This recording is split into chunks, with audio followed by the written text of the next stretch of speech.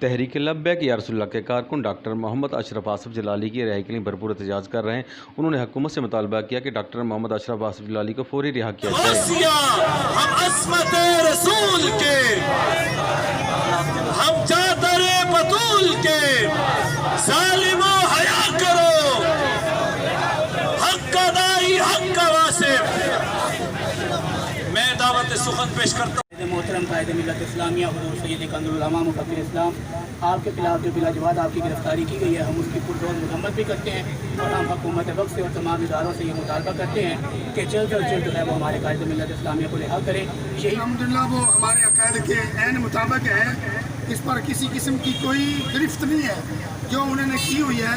ہم یہ حکومت پنجاب سے یہ مطالبہ کر رہے ہیں کہ ہمارے قائد محترم کو جو ہے بلا جواز جو جیل میں ڈالا ہے، ہم مطالبہ کرتے ہیں انہیں جلد رہا کیا جائے۔